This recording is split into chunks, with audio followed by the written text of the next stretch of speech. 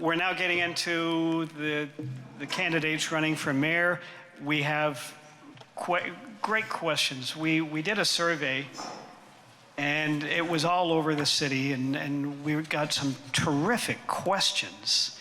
And we narrowed it down to 9, and we thought we'd bring in some really good people to help ask these questions. Ryan Erb from the United Way, Nancy Orr, who's been so good at looking at the housing situation and what's affecting housing. She's been studying this for a long time. And from St. Mike's, Ella McCone is here as well. So we're going to be getting them to ask our candidates some questions. And we're going to be starting it off this evening. First names, I guess alphabetically first names. So Kathy gets to start things off, and we'll give you a few minutes, 2 minutes to at least explain your platform, and then we'll get into the questions, okay? Okay, thank you. Kathy, the floor is yours. Good evening. I was born in Toronto and raised in Oro Medonte. My parents were Greek immigrants who came to Canada after World War II. They ran a family farm and they owned a restaurant. I'm educated as a biochemist and have worked as a project manager for preclinical drug development, as a technical writer, a due diligence reviewer, and a consultant. We moved to Stratford 19 years ago, knowing it would be an ideal community to raise our children. My educational background in science gives me a solid foundation in problem solving and evidence-based decision making. Recovery from the COVID-19 pandemic will require a clear vision for the future, one that addresses the challenges created by 3 years of disruption.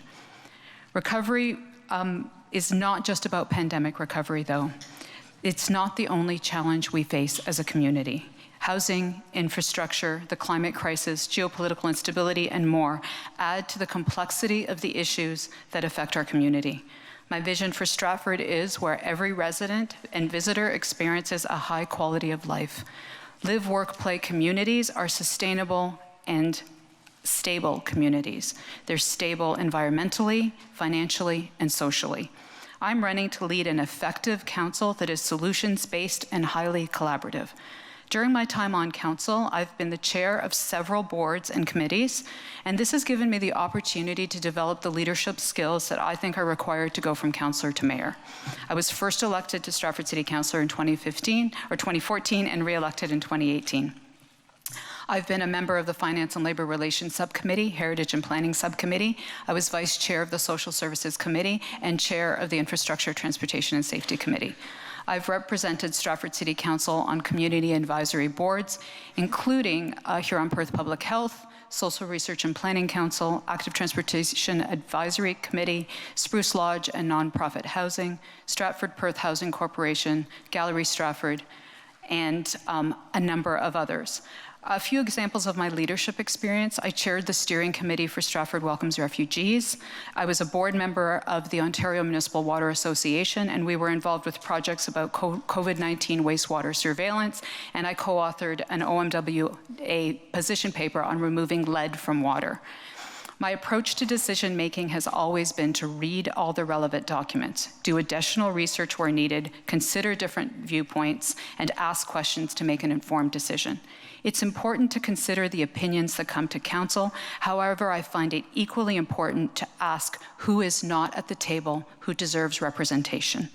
In the end, the decisions should serve the public interest and improve the quality of life of every citizen of Stratford. Thank you. Thanks, Kathy.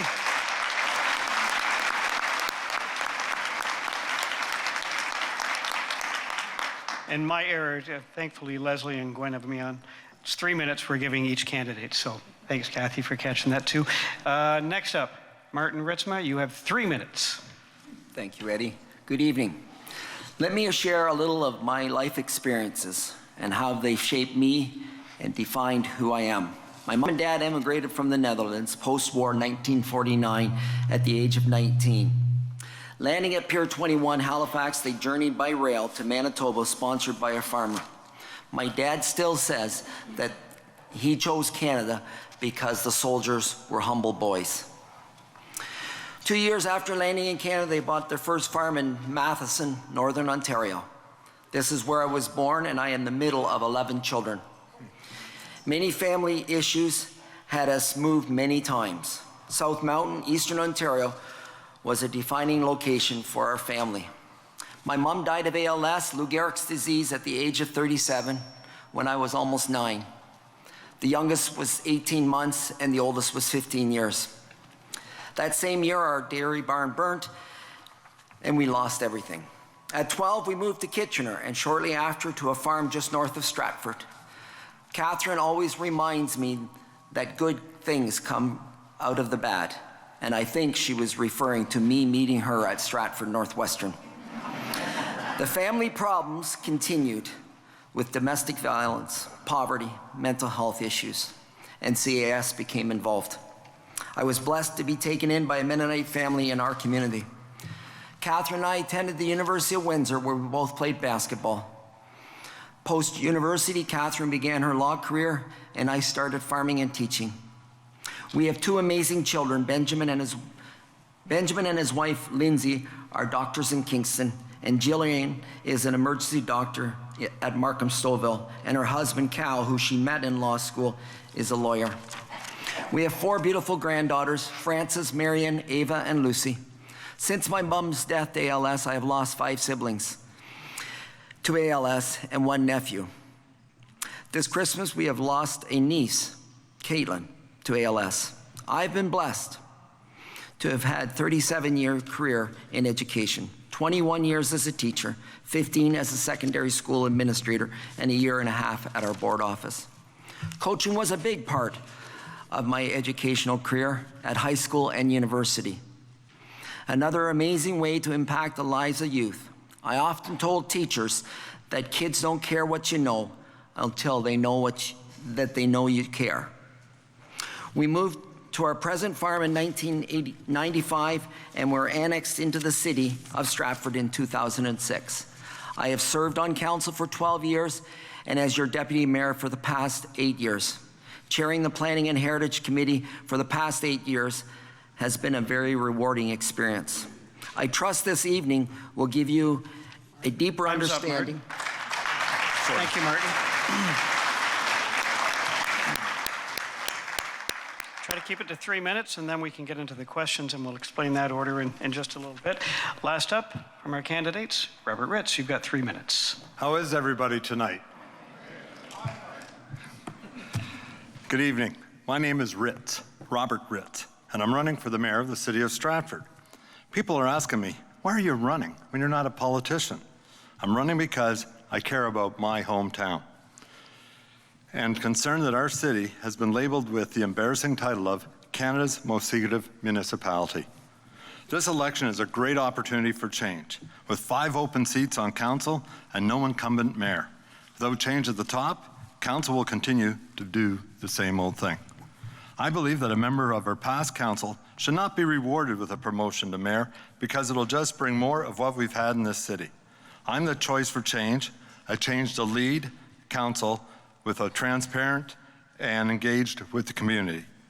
As an architect, I've been working in this city for the last 35 years with 4 mayors and their respective councillors. I have good understanding of how City Hall works, and I have a good relationship with the staff that makes this city function. There's no question I am ready to be the mayor of this city. What makes a good leader? A person who listens and can work with people of all walks of life. My job as an architect is to listen and engage with clients, and with their trust, provide a building that suits their needs.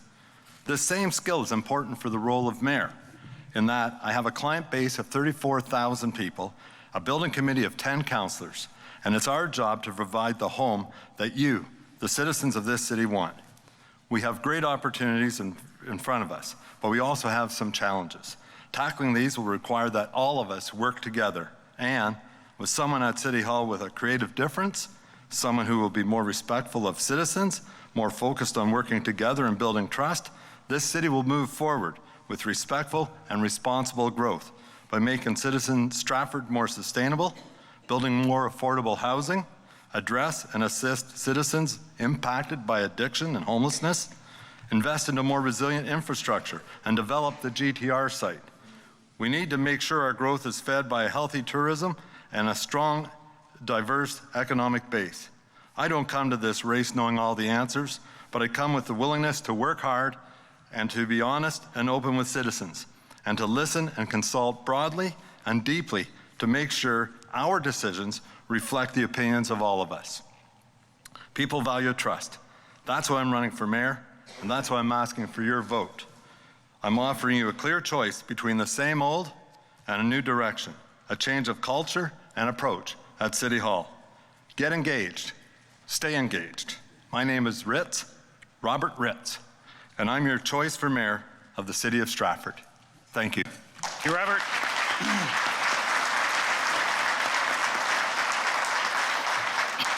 Okay, we're going to engage with our guests who will be asking some questions. So first question is going to go to Kathy. We'll let you respond. We'll give Robert then a chance for 2 minutes, up to 2 minutes to respond, and then Martin, you can jump in anytime you like, and then we'll move down the chain that way. So the first question, Nancy, we'll get you to ask the first question. Nancy will address it to Kathy, and then Robert, you'll get a chance to respond. Thanks, Eddie. So we're starting with a big one. Our community continues to grow and expand, but we're challenged with needed housing achievable for our citizens. How will you address this? How will you address this need? And in turn, how will you also continue to ensure strong commercial opportunities and expansion in the future? Thank you. I think first and foremost, I think we have to actually look at what is environmentally and financially stable growth. And I think growth within the built boundary of the city is the smartest from both of those perspectives. Environmentally, it makes absolutely no sense to be growing into farmland or using greenfield for development. I think we have to use all the land that we have that is already serviced and within our built boundary. I think in terms of housing compact growth and building up is a lot smarter than building out into farmland. And I say that obviously for the environmental reasons and climate change, but also fiscally. Ottawa did a study where they looked at the cost of actually growing outside their built boundary and at the cost of growing within their built boundary. And what they found was whenever you built outside the built boundary, the cost of doing so, the cost of building outside of the built boundary, and then also providing services outside of that was a net loss to your tax base every year of several $100s, I think $400. Then when they looked at what happens if we actually build within the built boundary, it was about $600 net gain to your tax levy. So what that allows you to do is that if you grow within your built boundary and you grow up and you do compact growth, you build livable cities, you improve active transportation, you allow people to use transit, and you also add to your tax base that you can then use for things like social services, keeping taxes low, affordability, community services. You can start to use that money to create the kinds of spaces that the citizens can use. And I think that's where we start. We start with compact growth within our built boundary. Okay, thank you, Robert. We'll give you 2 minutes to respond, and then we'll open it up for a 3-minute debate after that. Well, first off, it starts by building trust with the citizens and not fighting with with opposition of advocacy groups who have not been consulted on issues that affect them. You got to work with what's around you in this area. The city, to grow, and Kathy's correct, you have to build within the built boundary. But you have to do it in a very respectful way. And we have to recognize the heritage value that this city has. That's the reason people choose to live in Stratford, is that there's this ambiance that Kitchener, Waterloo, London don't have that we have in this city. And it begins on our heritage corridors as they lead into our heritage area in downtown Stratford. Use existing buildings and because existing buildings are good for the planet in that they have embodied carbon in them, let's use it, let's insulate them, and let's intensify them with respect to density. I think I'm fine with that. Martin, do you want to jump in on this? We'll open it up 3 minutes for a debate right So now. a couple things. So when I visit students at the secondary school level, I ask them 2 questions. What's your biggest dream and what's your greatest fear? And the answer is the same. Their biggest dream is to own their own home, to have their own housing, but their biggest fear is not being able to afford it or find it. So certainly the increase in density is so important. I live on a farm that has been annexed. We haven't developed it, and nor do we wish to develop it. But that density is important, and as Robert mentioned, that infill piece is so important, but it must be done in a respectful fashion, keeping in mind the housing in the area that currently exists. The other opportunity that I think that's great is the city core and the former Grand Trunk Railroad shops. I think can serve as a big part where we can have housing that is smaller but allow people to walk to many of the daily activities that they want to take part in, whether it's work, whether it's recreational activities. The other piece that we are seeing more and more uptake in our community is the adding of granny flats to existing homes to allow individuals to stay where they can be supported and therefore taking less stress or taking more stress off our social system. So with regards to the gateway communities, I think that's where we need to build housing that is higher density and more vertical. Okay. Because as an agriculture area, as a farmer, I value that land. Yeah, that brings up a great point, and I'll throw this out to any of you. You don't want to have land annexed. Do we then go up? Do we go out? And we've got heritage to deal with. We intensify with what you have that is built, and you may add a little bit to it because you want to respect the neighbors in that neighborhood with that kind of intensification.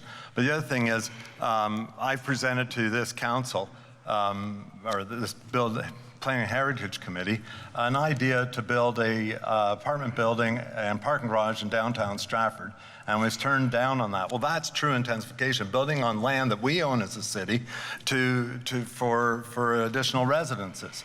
And also, you don't tear down buildings like council approved at Queen and Tro because it's not good for the planet and it's not good for our heritage character. Okay, and to that end, the Cooper site is a perfect spot for that. Yeah. Okay, and Kathy? Environmentally dependent. Kathy, you want to add? So I just want to talk a little bit about how we get from A to B, because it's really important to think about. I think a couple of the ways that we can address some of those concerns is we really do need to actually create some infill development guidelines.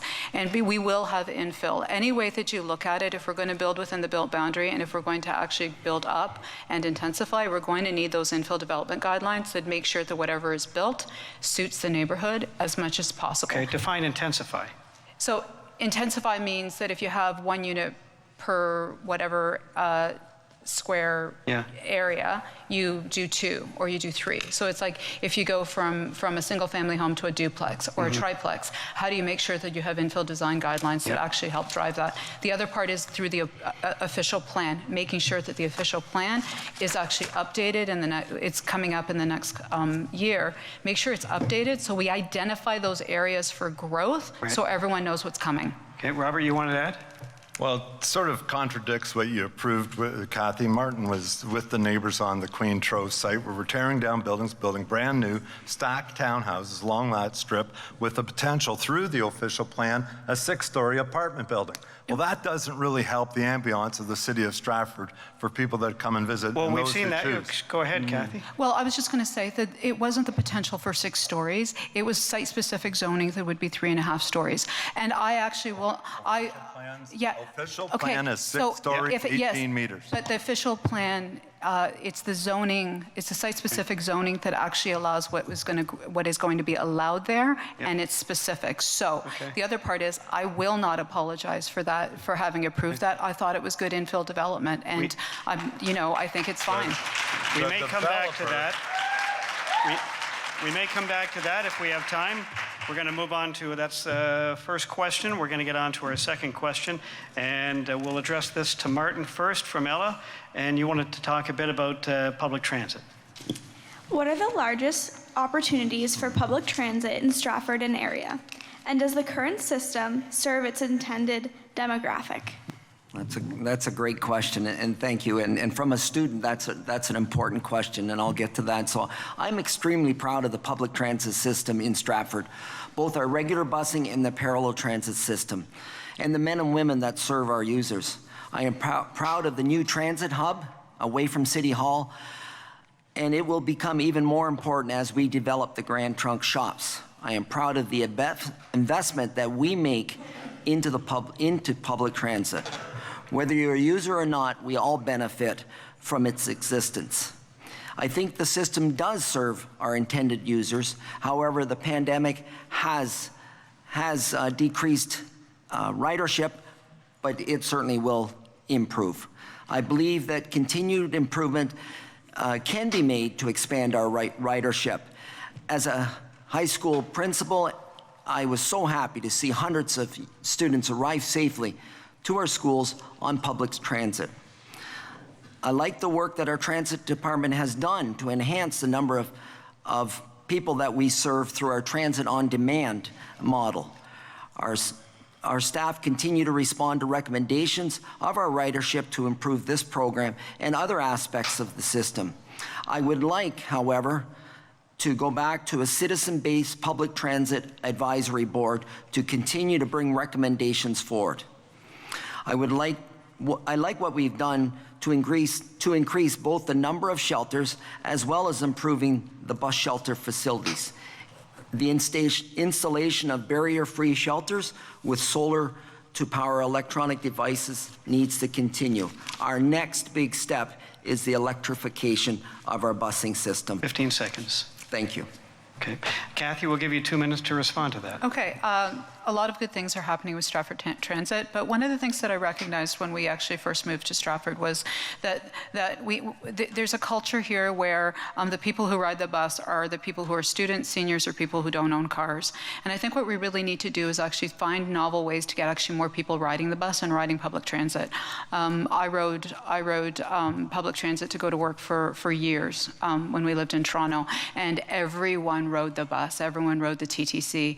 And I think if we could actually encourage more ridership and normalize riding the bus for families, I think that would go a long way to actually improving the system, right? More riders means more revenue. More revenue means more, improving routes, things like that.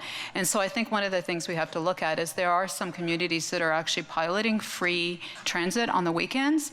And I think weekends are the time where you're actually not doing a lot of cost recovery in your transit system, but you might be able to actually, if you're not getting the kids to soccer and trying to get to work and doing all the things that you do that it's convenient to hop in the car, but you use the transit system on the weekends for those errands or those trips that maybe you don't have a time crunch on, then you start to learn how the system works, how well it works.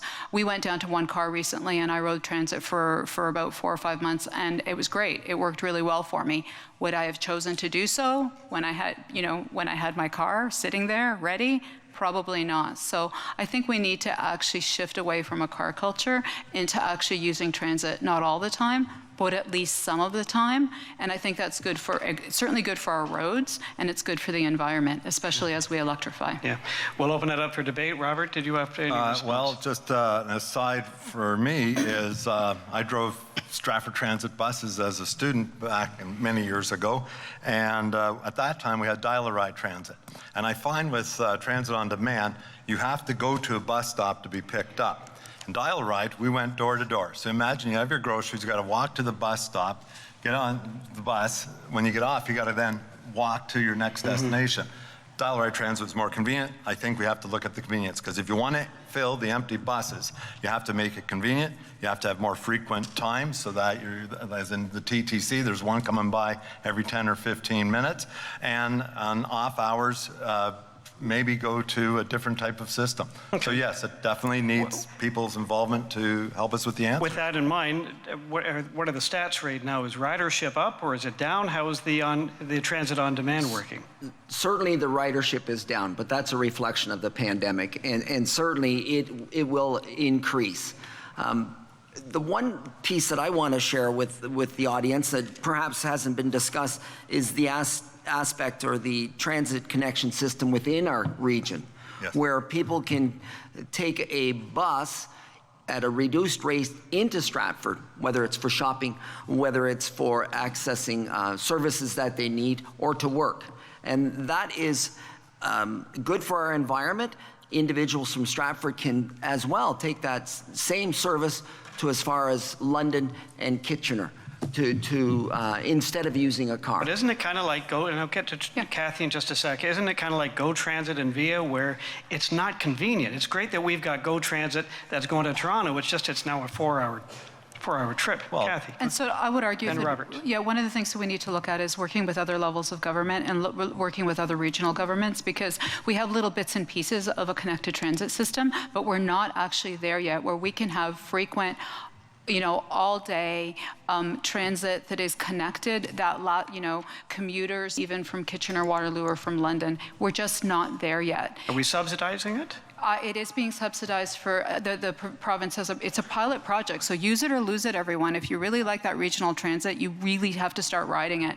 But part of that is it's like a chicken and egg. I actually think if they created more, if we put more money into more frequent and more convenient transit, the people will come. Demanding it the other way around is, I think, wrong on the part of the province and the feds. Robert? True, you have to have times that work, because when it arrives in Stratford, it doesn't line up with work schedules of people that might be coming from Milverton or Mitchell or wherever. Yeah. Martin, wrapping up for us? And once again, I want to go back. There are so many good answers in this community, particularly for the people that use transit. And that's where I think it would be of value for us to go back to a citizens-based transit committee that can carry those suggestions and information forward. Okay. We're going to go back to Nancy to ask the next question. And we were touching on a little bit, just job vacancies that we have, and that may have something to do with transportation as well. Nancy. Thanks, Eddie. So what is your plan to address the high percentage of job vacancies we currently have in our city? And we'll pose this to Robert, and Martin, you get a 2-minute response. Robert, she's all yours. Ready? I flipped my schedule around here, sorry. Job vacancies in this city, we have a lot of jobs obviously for people that aren't here. One of the methods, the short-term solution would be to maybe arrange to have busing to bring them in from other communities where they can gather and then come into the city. But the bigger picture is housing, and we need more affordable and attainable housing where it's in an income bracket where they can go. And the idea for that would be to develop a Stratford Property Development Corporation where we use our own property that the city owns and develop it using Stratford builders to provide homes that are 1,000 square feet, 3-bedroom. And if we are the developer, if we own the land, that saves about 30 to 40% off of the regular price of a home, because that's the portion that the developer and land costs are. So if we become the developer, that person's gone. If we have the land, that's gone. And then with that housing, then we have places for people to live, and then they will come and work in the city, and then we can start looking at more industrial expansion in this city. Robin says we're about 10 years away from actually catching up to what housing is needed. Martin, did you want to respond? Certainly, and I'll pick up on the housing piece. Certainly, we are in a spot where we see housing being built in our area. We know we need that housing. Individuals want to work in Stratford and want to live in Stratford. But 2 other things that I want to talk about with regards to the job vacancy. That is around education and about training and retraining.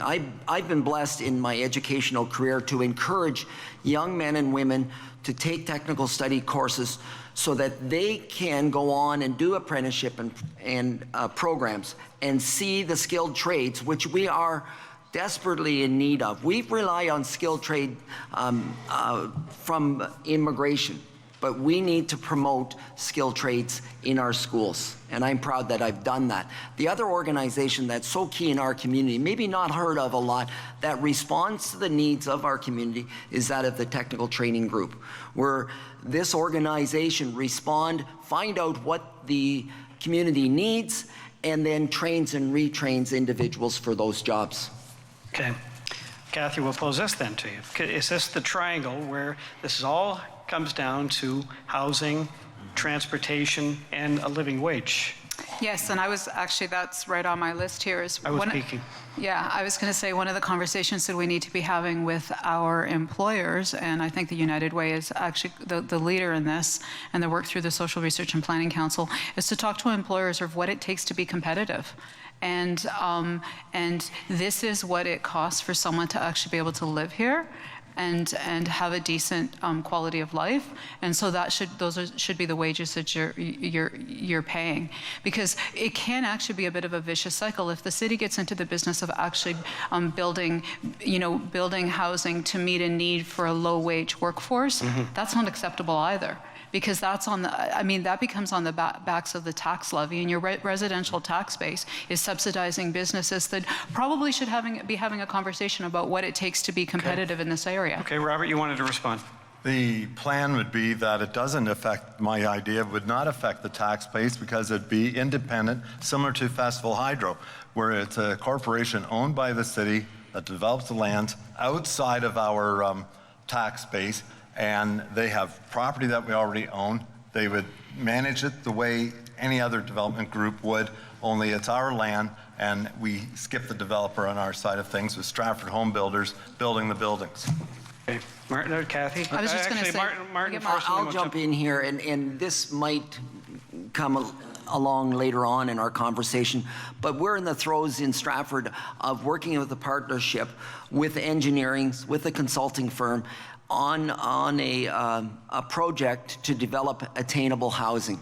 And this will come up later on, but part of our responsibility as a city, if we own land, we need to be at the table with those partners, with the construction people, and provide land for attainable housing.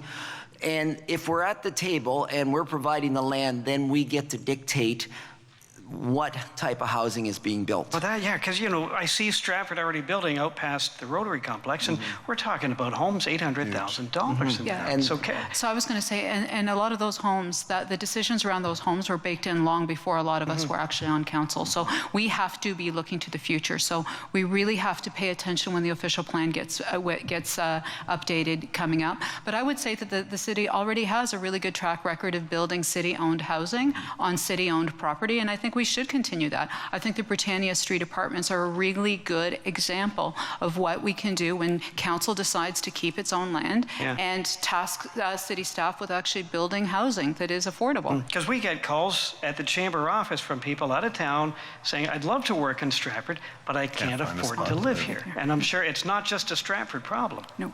Anyways, we've got our next question coming up, and Ryan Erb is going to be asking this one. We'll pose this one to Kathy, and we'll let Robert respond to this. Ryan, take it away. Good evening, everyone. Kathy and everyone, what do you think is the largest issue facing seniors in our community, and what are your plans to address it? I'm going to take a stab at doing two different things, because affordability and cost of living and being able to stay in your own home is a big issue for seniors. I think there's other levels of government that are responsible for some of this, and they need to step up as well as us. But the other part of it is also quality of life here. So we keep reading all the time about how Stratford is a great place to retire, right? We see those, articles all the time. And it is a great place to retire if you can afford to do so. But it's also a good place to retire because it has a great hospital, it has a great park system, it has good restaurants, it has lots of things that you can do. And I would argue every single one of those things requires people. And it requires people who are either young individuals or young families. And so I think if you are a senior or close to being a senior in this community, as I am, we should be looking to finding ways to make sure that our community actually attracts more young people and young families. They're going to be our nurses, our doctors, our parks workers, the restaurant, the people who, work at the restaurants, the people that work at the theater and at the festival. We need to support those people so that they can live, work, and play here, because what happens 10 years from now when it's only seniors who can afford to move here, it isn't going to actually provide them with all of those things that every single newspaper article says it's a great place to retire. Yeah, and it really was. There was a report that said Stratford, I think, is the fourth most popular place in Ontario to retire to. So we do have that graying economy. Robert, we'll let you back it up here. It's a place to retire because of the quality of life. The heritage value of this city is an attraction for them as well. But the thing is, to bring in young people, it's coming back down to housing, and not city-assisted housing, just affordable housing through different means. The official plan is being amended. The idea of the corporation is something that's to be reviewed with council. It's a new story here regarding this attainable housing group. Again, it's sort of new, it's out there, it's in there. Where was the engagement with the community before that started and was developed sort of on its own? That's a bit concerning. With respect to seniors, finding long-term care. When my mom was near the end of life, is there a room available in a local nursing home, a long-term care home? Are they going to move them and put them out in Seaforth or another smaller community where it is a half-hour drive, and in the winter and it might be their last night and you don't get out there because of the roads? It would be nice to have more of that in this city. And again, we can focus on that, but again, keep it outside of the taxpayers' bill. Okay. Martin? So a couple things. When I talk to seniors, certainly housing that they can move into prior to retirement. They are keen on leaving their large family homes and make room for the young families that want to move in. But the other couple things that I want to address, the idea of isolation, the idea of transportation. We've done an amazing job, and United Way is certainly front and center. And you as citizens supporting United Way, that supports agencies that help those seniors that want to stay in their own home but do struggle with transportation and isolation. The other piece that I want to go back to is the Grand Trunk shops. I envision a place where our seniors can live, be active, and have a sense of belonging and have all the amenities in walking distance at the Grand Trunk shops. That is an ideal location that I do really believe that that's going to be an answer to a lot of those issues, whether it's a smaller footprint for the senior to live in, whether it's them walking to all the amenities and feeling less isolated. All the amenities could be there. That, and I'll get to Kathy in just a sec, that area, if I'm not mistaken, the Grand Trunk, the old Cooper site, is larger than the downtown core itself. Am I correct about that? And not only that, is the number of pieces of land that are on the periphery that are waiting for that development. So to be developed, and Kathy, you wanted to add to that? So I just wanted to add that the province controls long-term care beds, and so I think it's really important to remember that the council does advocate and should continue to advocate quite strongly for us having more long-term care beds here. I want to talk a little bit about the model, though, of long-term care. I really like the idea of continuum of care facilities, similar to what you have at Greenwood Court, or you would have Woodland Towers and Spruce Lodge. Now, Woodland Towers and Spruce Lodge is the municipal care home. But the idea that couples, you have a continuum of care where you can have retirement apartments where people can live independently, but then you also have a continuum of care where if one of the two of a couple, let's say, has to go to long-term care, they can actually stay together in the same complex and not be separated. And I realize the rules around that actually come from the province, but I think the more that we can encourage that continuum of care model of aging is really, really important. And I really think that that splitting couples up is something that we should be advocating. But then we're going around in a circle because we're coming to long-term care and for health care and hiring and trying to get people to come to work here for what could be low wages in that. Robert, we'll end it with you if there's anything you wanted to add. The part of the issue too for seniors is entertainment and what they are doing. And when the Tom Patterson Theatre happened, we weren't set up quickly enough to transfer them. They weren't brought into the storyline that the theater was going to expand, and facilities right now are a little light. COVID might be an issue why the numbers are down, but also the inconvenience of coming up here. For some people, it's 2 bus rides. Yeah, absolutely. We'll get to the next question. And Ryan, we wanted to ask about MAT tax, and we'll throw this one to Martin, and Robert will let you respond. The municipal accommodation tax was recently approved. Can you speak to its implementation and how it can or could be used? Thank you. And certainly I will begin by saying that I am in support of the municipal accommodation tax. I believe that it will be a great source of revenue for our city. When I travel to places like Kingston, I am required to pay this tax. I believe tourists will continue to come to Stratford with the understanding of them paying the tax. Our biggest challenge, and this is reflected in your tax levy, is that around infrastructure. We know that as municipalities, we own 60% of the infrastructure. But we also know we have access to 10% of the funds to pay for those infrastructure, whether it's repairs or new build. Our tourists, when I'm a tourist, I'm using infrastructure. And as tourists come to Stratford, the 1.5 million that come to Stratford, they are utilizing our infrastructure.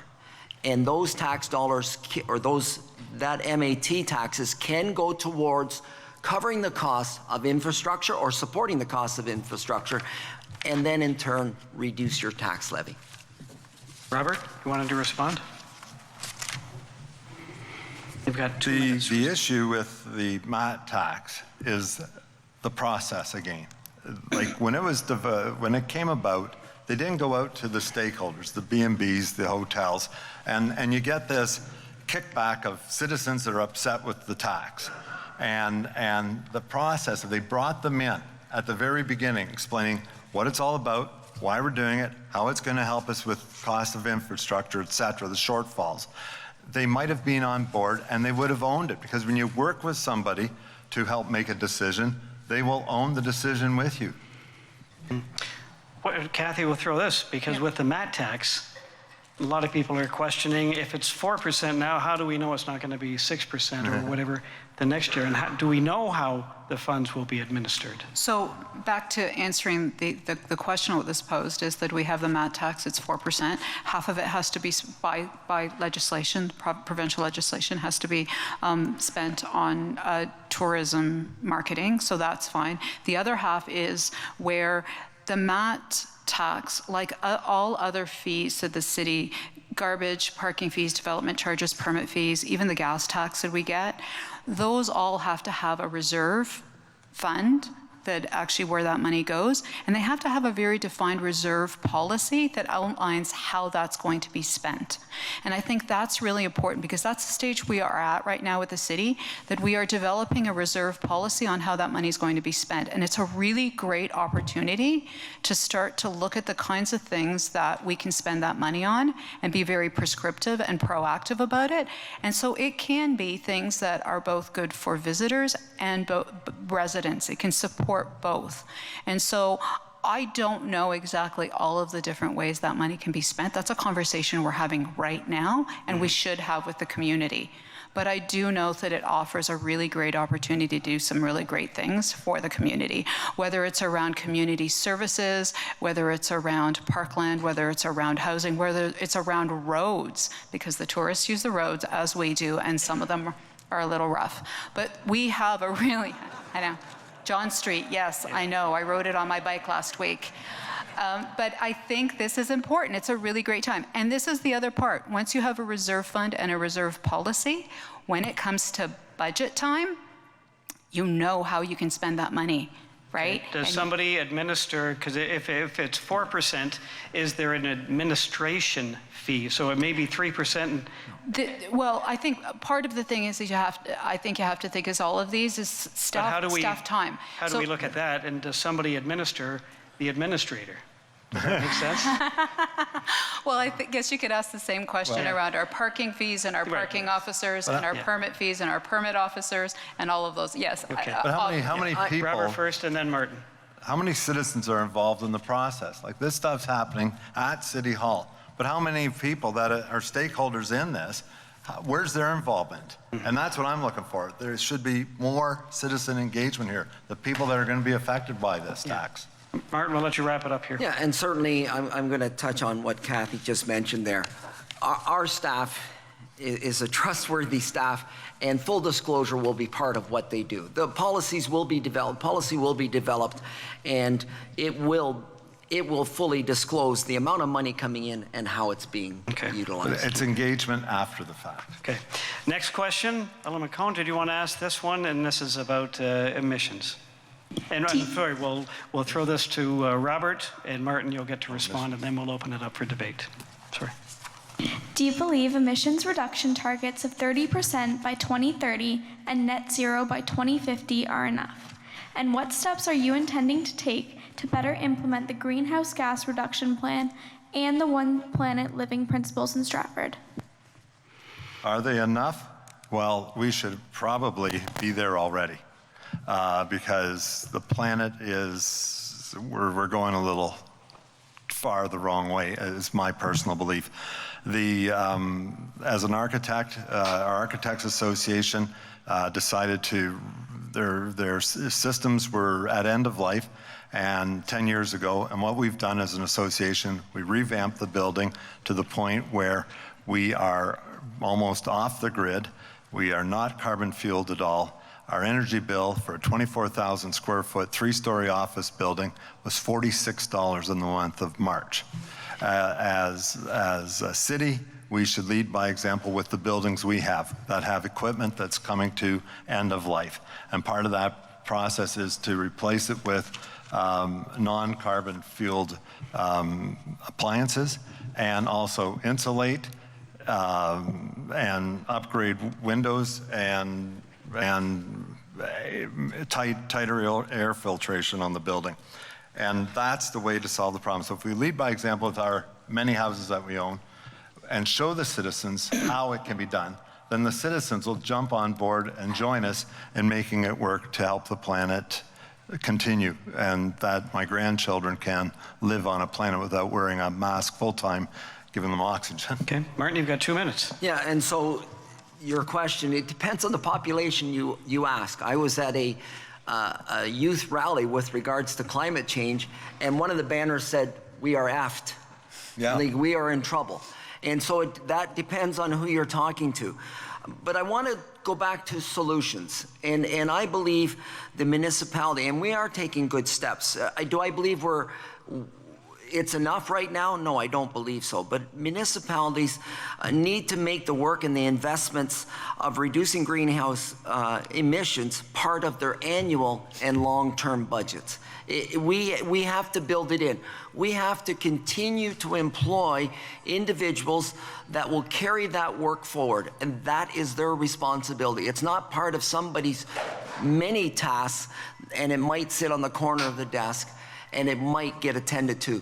But the investment in staff that work with the city, work in conjunction with other municipalities, needs to be part of what we're doing moving forward. Okay, Kathy, do you want to respond to that? I was just going to say, the city's taken a few really good steps in terms of hiring a climate change manager to take responsibility for this. I don't know if anyone's noticed, but in our budgeting process, there's a line about how this impacts, will it impact climate change? We often see that in the staff reports. Staff have certainly taken on the task of looking for ways to do things better.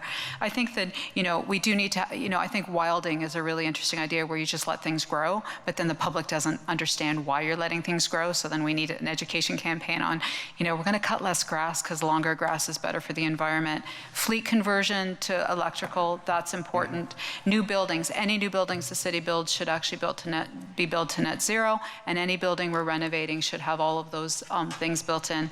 But I think the bigger part of it too is also that we always have to remember that climate change and COVID, we're all in the same storm, but we're not all in the same boat. Mm-hmm. So while we can lead with example, we also have to find ways to make sure that it isn't an economic burden to people who can't afford to retrofit their houses. Right. We have to make climate change adaptation equitable.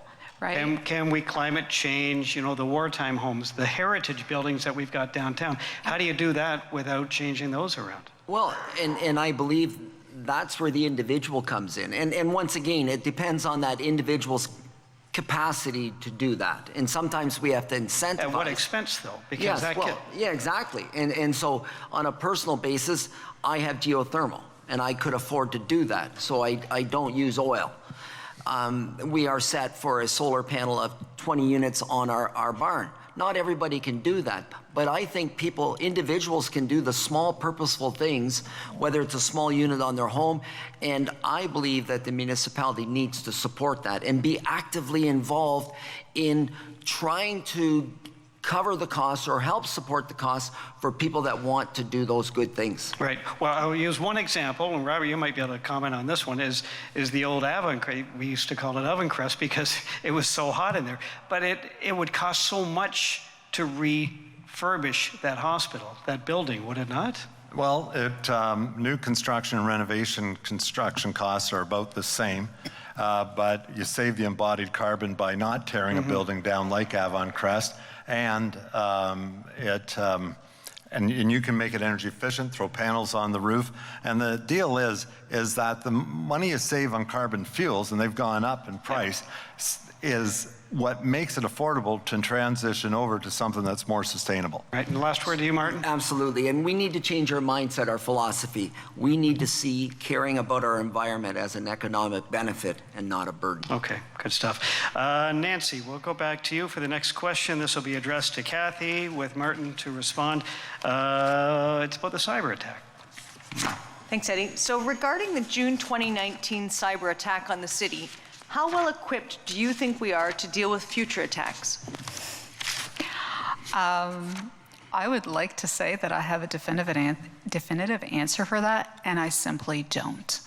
The hackers are further, I mean, we are as prepared as we can be in working with our insurer, we're working with our IT department, but if anybody tells you that we know what 3 years from now the hackers are going to be able to do, know how to do, or the people issues around it are going to be, I think anybody who knows, who says they know, probably doesn't know. And I think that's one of the challenges is, right? I think it happens when you think you've got everything covered. So I think in my mind, it should be a constant looking at the systems, seeing where other places have run into trouble, because it's every day there's a new one. And what you learn from them, it's going to be iterative, it's going to be constant. And while I'd like to say it'll never happen again, I don't think anyone can tell you that's the truth, because that is the global challenge that we have now. The bigger challenge that we have is the cost of insurance and the cost of taking care of it when it happens. We have a lot of small, I think about a lot of like the health units, the long-term care homes, hospitals, schools, municipalities. The cost of sort of mitigating against the effects of these cyber attacks are escalating. And I think unless the province and the feds come up with something that actually can help us out, it's going to become cost prohibitive. And I think that's where my concern lies, is we will do as much as we can, but what happens when the cost is too much? Martin, you've got 2 minutes to respond. Certainly, and I believe our staff did an exceptional job with our last cyber attack. And to echo Kathy's words, are we ever going to prevent it? No. But we can do things to lessen the impact and the likelihood of it of happening. Education is a great place. Educating our staff and our city council about threats around cyber phishing and what we need to do to respond to that. And our IT department does a great job of regular updates on these are things we're looking for. Also, the idea of working with insurance companies and experts in the field. We need to invest in both the insurance and the best technology available in order to lessen that chance, because to prevent it totally is not likely, but certainly we need to protect our facilities, our infrastructure, and the personal information of our citizens. Is there a dollar figure of how much we invest per year to protect our city? That is a good question, Eddie. It's the IT budget. Yes. Anybody from IT here? We'll pose that. But it is a good question. But I want to once again remind our residents that our IT department are outstanding individuals that work hard and do what they need to do to lessen the impact. And we certainly can learn from other communities, and we can share what we've had success with. Just recently with St. Mary's, how we've had success on mitigating that big issue. Robert, how do you do it in the private sector?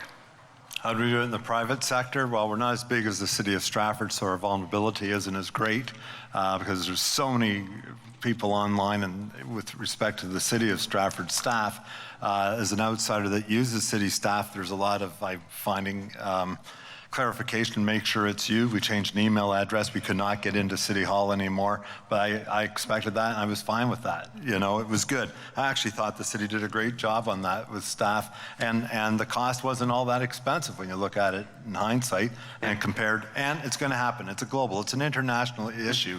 It's people outside of us that don't like us, and they're looking to just mess us up. And we just have to rely on our federal government to help all of us with this, because it can happen to you at home. Yeah. Kathy, did you want to back up anything, or we'll move on to the next one? No? Good. All done? We'll go to Ryan for the next one. This will be addressed to Martin, and Kathy will let you have 2 minutes to respond about homelessness. Homelessness is a growing challenge in our city. If elected, what will you do to respond? It is, and certainly we don't have the monopoly on homelessness. It's a local issue, it's a national issue, it is a global issue. Once again, we need to form partnerships. We need to form partnerships with organizations like United Way. I know with my work personally with Stratford Perth ShelterLink, I've worked for 23 years with homeless youth in addressing. These are youth that are 16 to 24. And that don't choose to be homeless. And part of the next step, and we'll talk about this with the Connection Center as well, is trying to develop affordable, attainable housing, because some of those young men and women are ready now to step beyond ShelterLink into their own home, into their own housing. So it's working in conjunction with organizations like United Way, that we can support the agencies that can do that work. The other piece that I'm going to mention here quickly is the Connection Center, and that's the first step of moving people into permanent housing. And certainly we'll come back after my colleagues have had a chance to talk to this. Okay. Kathy, you got 2 minutes? Yeah, I just want to talk a little bit about expansion of the SHOP program, and it's a housing first strategy, and I think it was mentioned earlier, but it is a rapid rehousing strategy where somebody who's experiencing homelessness, when they are at the point where they're ready to actually enter into housing, you find them permanent housing, and you do provide the wraparound supports that they need to actually, because it's not just about attaining housing, it's about retaining it and being able to be stably housed for a long time. We often find that people with high acuity homelessness, that means they have additional things that are going on in their lives, whether it's trauma, addiction, mental health, illness, any number of other things. They need extra supports to be able to retain their retain their housing once they have it, and that's where the SHOP program comes in. But it does require a high level of collaboration across both provincial government giving money and providing funds to the healthcare sector for programming. It involves social service agencies.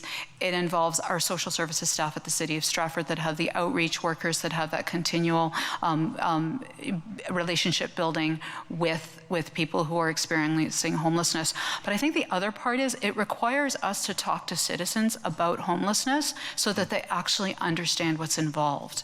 And I think that's people will say, what are you going to do about homeless people? And I say, are you asking me what I'm going to do about the fact that you're having coffee at Market Square and there are people who may be homeless also having coffee at the same time? Because if that's your question, nothing.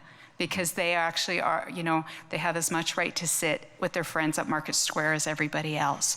If you want to ask me how we're going to help those people in terms of doing outreach and talking to them and helping them find permanent housing, we have a long conversation we can have through, collaboration with any number of agencies. Robert?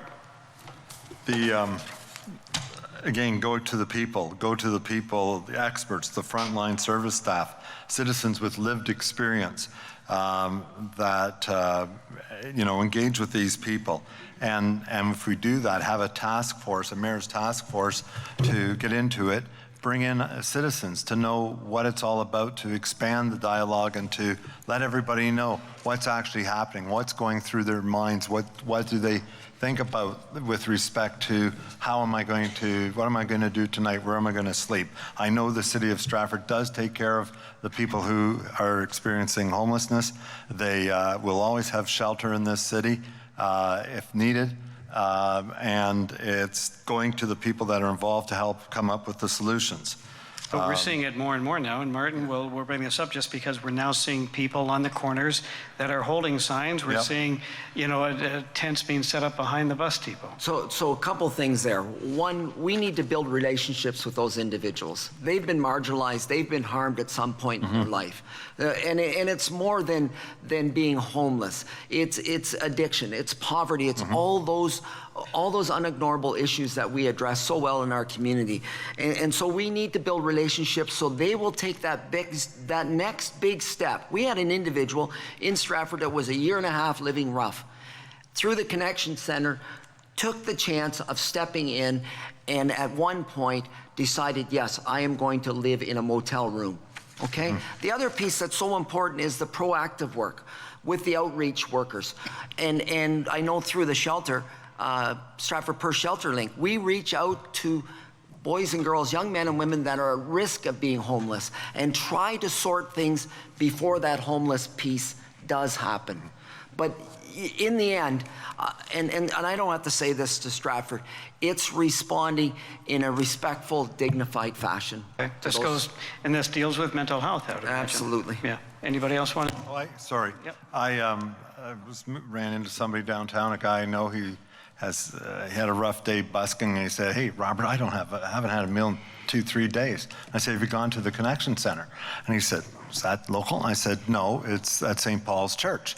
And I said, "Well," he goes, "Is it open?" I said, "Well, I'll give you a ride there to see if it's open, because I'm not going to leave you stranded." And sure enough, there were people there, and I'm sure he had a good meal that night and took something home for the next day. Yeah. So it was satisfying. And also to be part of that project as the architect who helped design it and develop it, it was rewarding. Okay, we got 30 seconds. Kathy or Martin?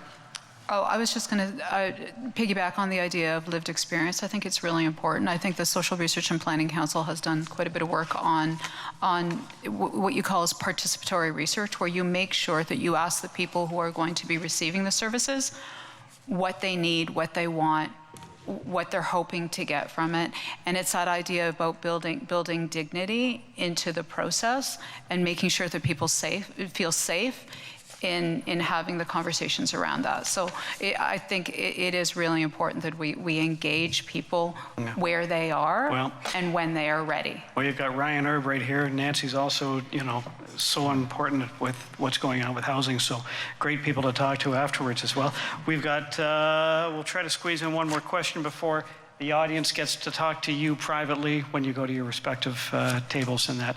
Ella, do you want to ask our final question of the night? According to the Stratford Police Service, as reported by the Beacon Herald, in 2021, mental health calls increased by 71% and represented the largest type of calls received by Stratford Police. Do you believe the Stratford Police budget should change to better support the community and be representative of the type of calls they are receiving? Or do you believe the Stratford Police has the adequate tools to respond to these types of emergencies? That one is going to go to Robert, and Kathy will let you wrap it up with a response. Does the budget have to change? I would say no. What might have to happen is the tools have to be adjusted. And when I say no, it isn't like if they need money, obviously we're going to provide police services with the money they need to add this to their system, this feature of a social worker as a ride-along. And I know now that they actually do, during the day shifts, have a ride-along for domestic issues. And the bottom line is adjust your tools and increase as required for it. Okay, Kathy, you've got 2 minutes to respond. So not too long ago, I found myself at an event at Optimism Place and the police chief was there, and he reminded me that the very first budget meeting that he came, I asked him, they had the list of city budgets, and the police budget was at the top, and it was a bar graph, and the social services was down here, and I asked the question, how much money would we need to put down here at the social services budget so we can actually eventually decrease the budget that you have?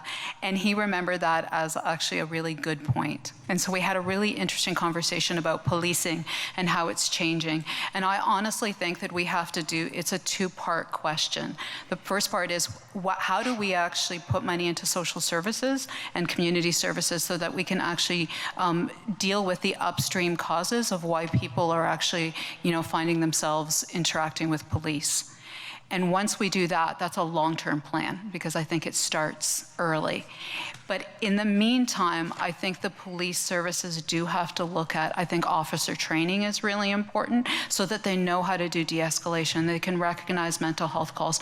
I know that the police officers that are going out with the crisis workers from the hospital are learning a lot from them. And I think those are really good things that the police services could be doing so that we can get through the gap between when we start to actually deal with the upstream, so that eventually the police can go back to doing what the police should be doing and not be doing the healthcare calls and all of those things. Yeah, well, how do we do that? We spent an awful lot of money on that urban assault vehicle, Martin, and so that's where we want to know: can we have police officers back on the street and not have them hiding into that vehicle? And I do not believe that our police services would oppose money that is being added, it going to another agency. We have an amazing, right now, and it needs to be extended, a program where people that are gifted and trained in the area of de-escalation ride with the police officers. I've seen it firsthand at the shelter where a police officer and that ride along come into a situation and the police officer isn't the first to make that foray into trying to sort and de-escalate. But how's that conversation going to go with the police department when you're going to say, we'd like to bump up social services? And I honestly believe that our police force it's front and center in their world every day. And I honestly believe they want to see what's best for our citizens, not what's best for their pocketbook. Robert? I agree. Okay, short and sweet. I like that. Kathy? I jokingly, we said one time, wouldn't it be great if we could, all of these, mental health, social issues, if we could spend the money upstream so that we didn't need all these other services? And somebody says, but what would happen with all of these people that actually work in policing or social service or anything? And so we said, a lot of the people around the table said, we'd be gladly out of a job. Yes. And jokingly, one of the men said, I could play jazz full time again. And it's kind of half joking. People do not go into these careers to perpetuate the problems that we have and the challenges that we have. They go into these careers, across the board, all the social services and policing, to help. Yeah. Oh, don't get me wrong, because No. I think one of the greatest things that I love about Stratford is you see the police on bikes and they're interacting with people. I love that sort of thing. More police on bikes would be amazing. Yeah, Martin. The one thing, there's investment of dollars, but there's also investment in care and compassion to reduce the stigma. I talked last week in a school, and we talked about reducing that stigma. Youth are now more willing to talk about their challenges, and we are more willing to listen to their challenges. And included in that is our Stratford Police Force. Thanks, you. Guys, it's we've come to the end of this. Now we want to do closing comments. We'll start with Robert Ritz. If you can give us 2-minute closing comment, and then we'll work down the table here. Here we go. I'm running for mayor because I care about my hometown. The last few years, we've seen all sorts of citizen advocacy groups spring up: Get Concerned, Good Governance, Wise Communities, and groups concerned about the Queen Road development and the GTR site and the potential loss of Avon Crest. Why are these groups being formed? Because council has lost touch and lost the trust of citizens. We can't move forward in council without where we're fighting citizens. We've got to stop that. We need to fix this and with active engagement and transparency from council. The only way for Stratford to move forward is to move forward with trust and support of our citizens. We have great opportunities in front of us. We need a leader who will be more respectful of citizens, who will bring us together, move forward with respectful and responsible growth, make Stratford more sustainable, build more affordable housing and limit sprawl, assist citizens impacted by addiction and homelessness, ensure our growth is fed by healthy tourism industry and a strong, diverse economic base. I don't come to this race knowing all the answers, but I come with the willingness to work hard, to be honest and open with citizens, and to listen and consult broadly with and deeply to make sure decisions reflect the opinion of all of us. That's why I'm running for mayor. That's why I'm asking for your vote. I'm offering you a clear choice between the same old and the new direction, a change of culture and approach at City Hall. The other candidates for mayor have sat on the most secretive council in Canada. They missed their chance to make the change at City Hall. I ask all of you to be sure to vote and discuss the issues with your family and your friends. Get engaged, stay engaged. My name is Robert Ritz, and I'm your clear choice for mayor of the city of Stratford. How can I help you? Thank you, Robert. Martin Ritzma, you have 2 minutes. So thank you, Eddie, and the Chamber for hosting this event, and thank you for being here this evening. I love to build relationships, engaging people to make decisions based on consensus. I love our community and see it through the lens of all the organization and people that I have served, organizations that I will have to leave if I'm successful. I am a forward thinker, learning from the past, but dwelling on the future. And I love to lift people up. I can lead with my heart, but still take a stance and make tough decisions. Do we have challenges in our community? Yes, we do. But our community has the care, the compassion, and the intellect to address them. Over the past few months, many have asked me, why are you doing this? And the simple answer is, I love to serve.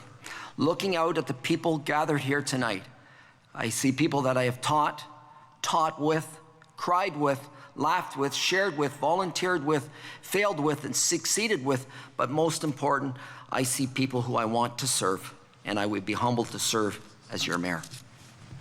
Martin. And Kathy, you have 2 minutes for your wrap-up. Thank you. Thank you very much to the Chamber for putting on this event. Thank you to all the people who came out. We're still getting used to big crowds post-pandemic, so it's lovely to see everyone. I want to talk a little bit about sort of a vision for Stratford moving forward. A vision where we can get as many people to live, work, and play here as possible. And where we make decisions where we're always actually asking that question, does this decision make life better for the citizens of Stratford? We cannot be stuck in the past. We can't be stalled in the present. We do have to move forward into the future. And I think it has to be a vision that leaves no one behind. We are an amazing community. We've seen it time and again. We saw it during when we did the Stratford Welcomes Refugees project. We've seen the United Way grow year after year.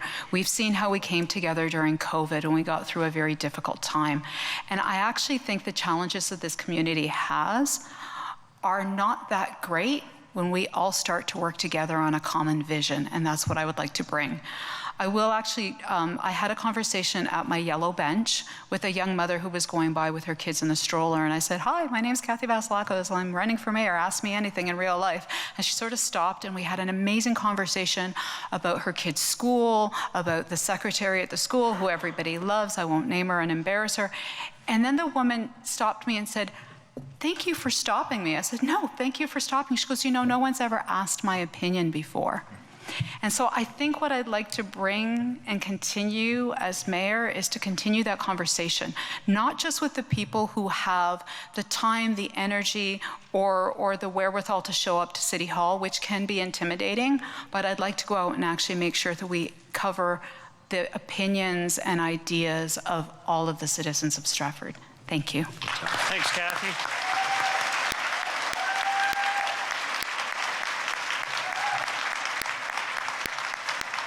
Thanks to the three of you. It's been great to hear your views.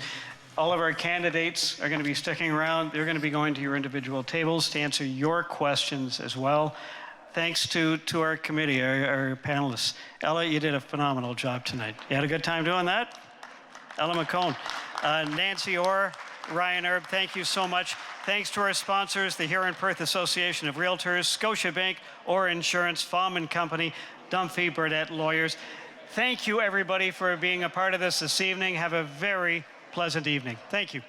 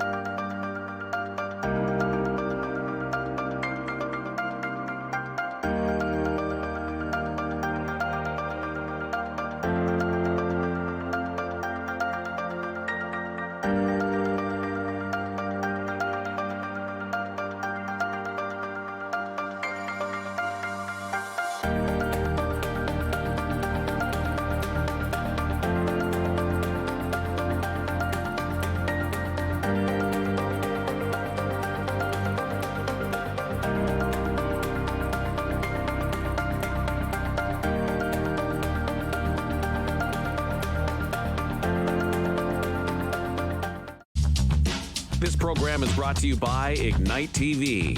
Now you're in command. Visit Rogers.com for more details.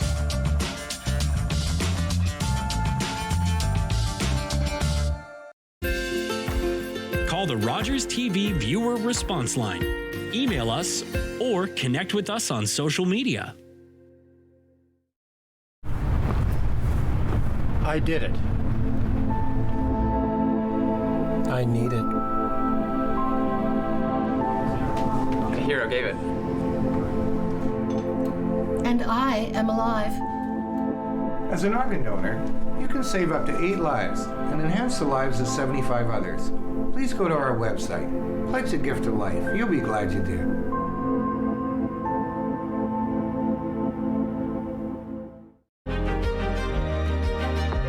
You're watching Rogers TV.